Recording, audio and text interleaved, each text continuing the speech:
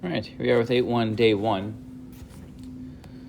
And as mentioned on 8.0, right, this is where we start to kind of go, we continue with the same kind of problems we saw in 8.0, except now let's do that stuff for triangles that are non-right, okay? See that here up in the objective. We call them oblique. That's the fancy term.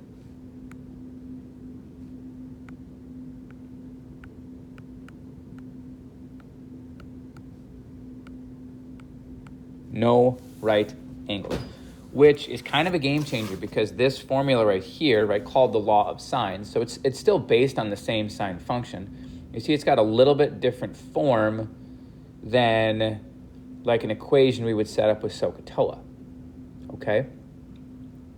But it works for any triangle, whether it has a right triangle or not, which again, like I said, it's a bit of a game changer for us, okay?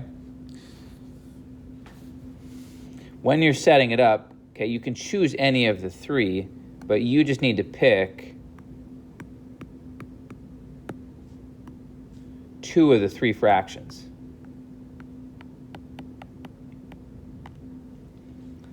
And then you cross multiply and divide.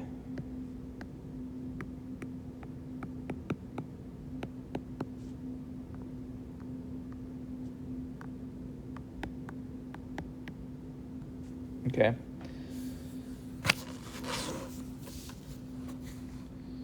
Now we're solving for one thing, right? So we can only have one thing unknown. So think about it like this. When you pick two of the three fractions, right, you'd have two angles, two sides. You got to fill in three to then get the one that's missing. That's kind of how it goes. Now, there's some other ways to solve for missing sides and angles that are coming later on in this chapter. So we tend to keep track of what type of case we have. Today you'll see two, okay? And they're more basic cases. They're cases where you would use the law of sines and it's only possible to get one triangle. Okay, that's another big thing. The first is called angle, side. Okay, so you've got two angles, and then you have a side that is not in between the angles. That would be like if I knew C and B, and I knew side length C, okay? But not A, right? Because A side length A would be a different deal because then the side would be in between. So that's two angles and a side that's not in between. The other side could have been B. That would have worked too.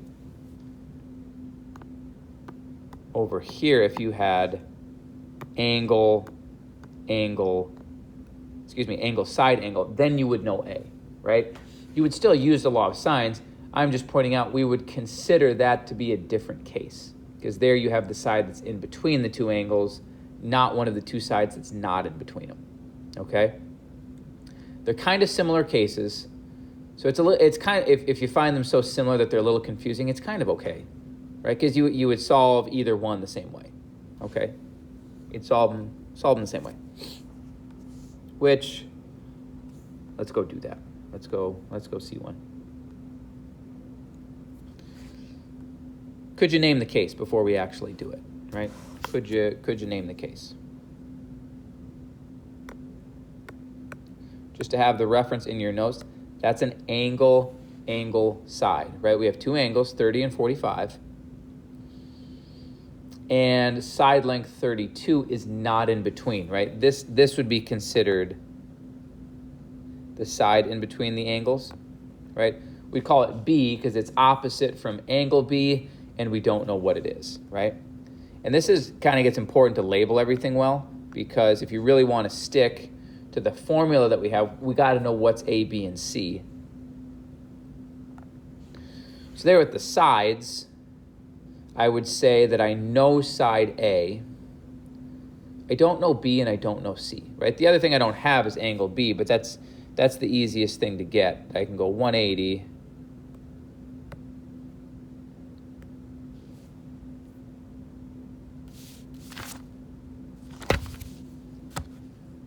minus 30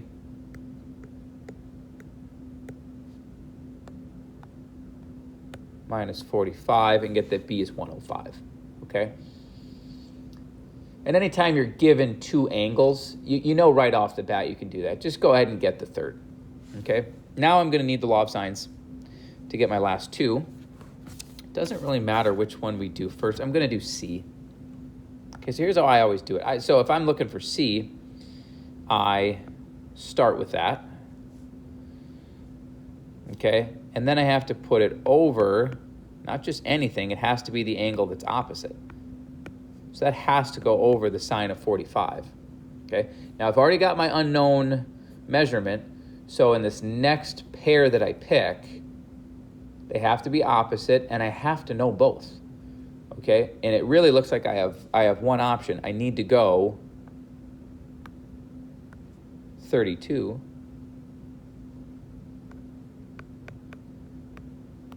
over sine of 30, okay? And for cross multiply and divide, I would multiply those two and then divide by that and have that C is 32 times the sine of 45 degrees. That's the same old sine function on your calculator that we've used before, divided by sine 30. Okay?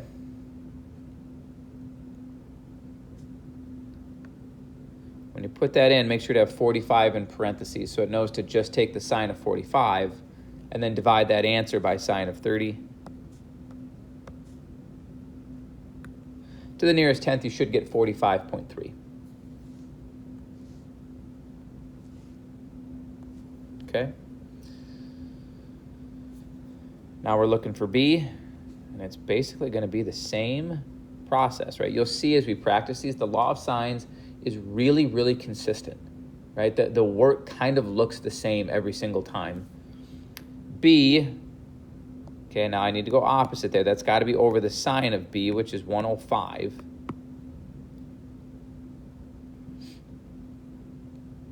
Over, again, I got to know both of these, and I'm just going to stick with the same one. I could go A or C, right? Because I now know that C is 45.3, so I could use that, but I'm just going to stick with 32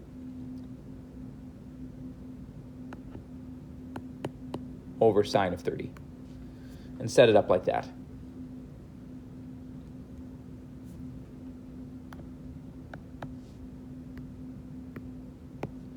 B would be 32 sine of 105 over sine 30.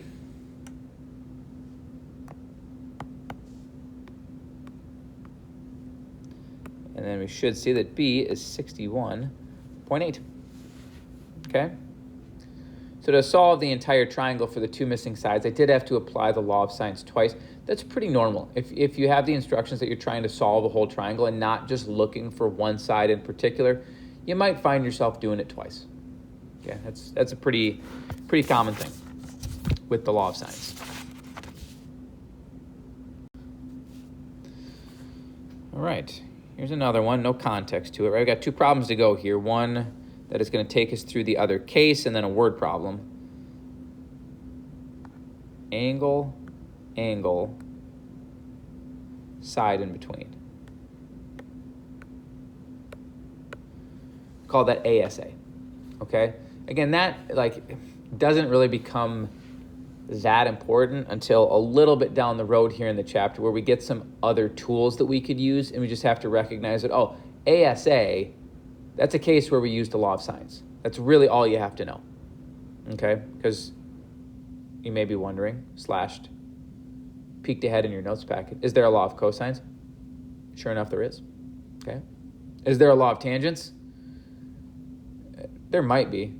We don't do it, but so for us, no, there's no law of tangents, but there is law of cosines. All right, again,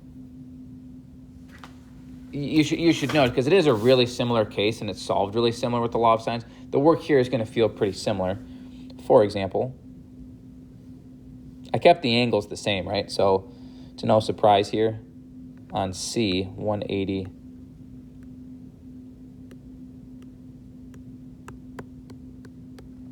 No, maybe they're not actually. No. The last angle on both cases just comes out to be 105, but the other two angles themselves are not the same. Okay? So then we have this case again. We've got A and B. I'm going to go get A first, put it over the sine of 35. And then really C, right? Angle C and side length C, that's the one I really need here because I have to know a side length and an angle opposite to it where I know both parts. And that one will work. Okay, that'll do the trick.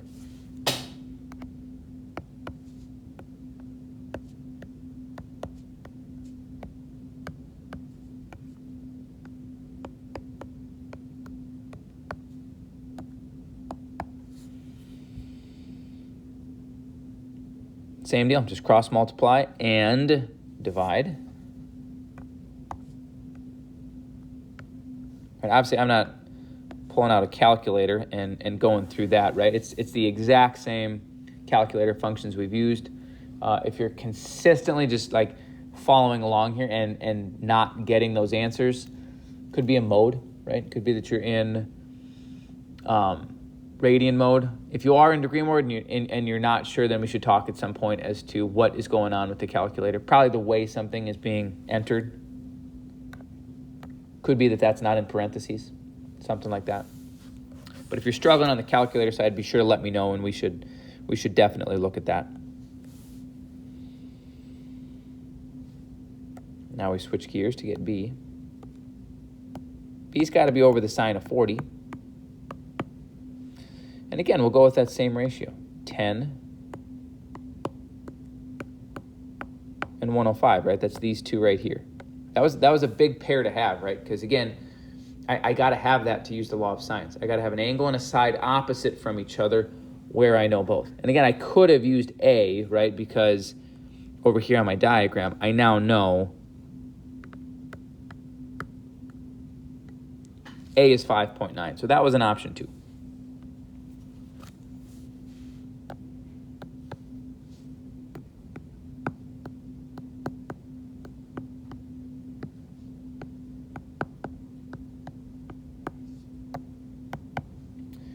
Same deal, cross multiply and divide.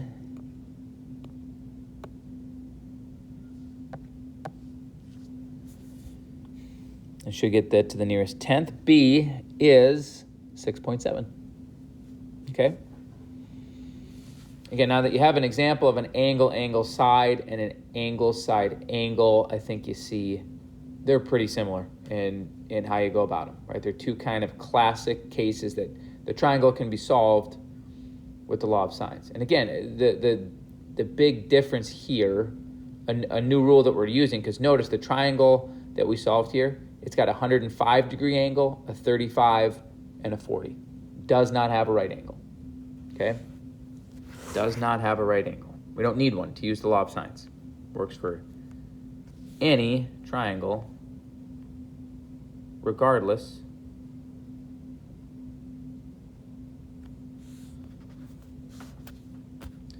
of whether or not it has a right angle. Okay. A little diagram to go with this one, right? Let's just be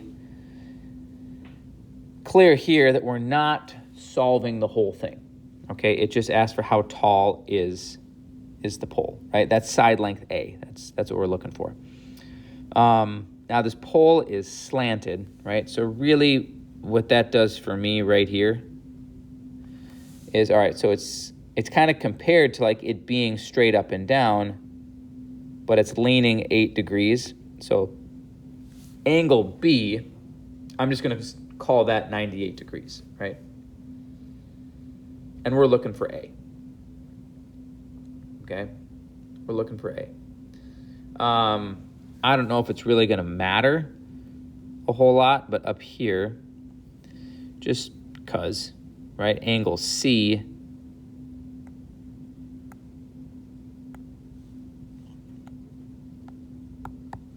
right? If I go 180 minus 98 minus 43, it's 39 degrees. I don't know if I'm going to need that to solve this problem, but I don't know. When I have those two angles, it's kind of automatic with me that I'm like, just put the third on. I don't know if I'll need it or not, but it's super easy to get it. So whatever, just that one's 39. Okay. Now that we know that it's 39, well, it was kind of before anyway. I'm thinking of the case.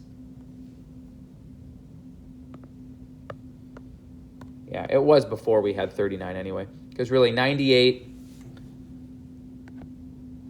22, and then 43, right? Two angles, and you do know the side that's in between those angles. So it's an angle, side angle case. Is that really relevant to be able to solve this? Not really, right? Because if it was angle, side angle versus angle, angle, side, wouldn't really change a thing. Wouldn't change a thing.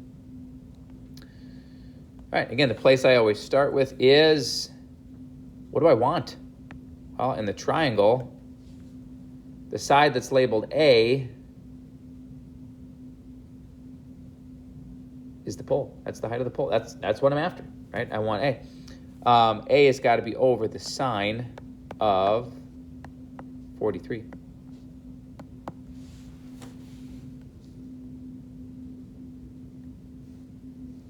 And sure enough, I can see in this next part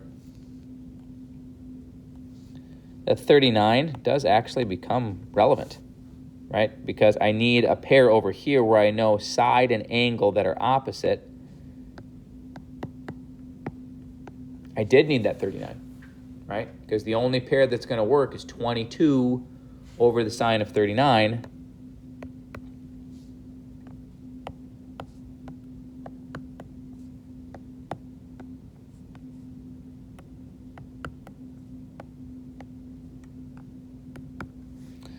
Cross, multiply, and divide.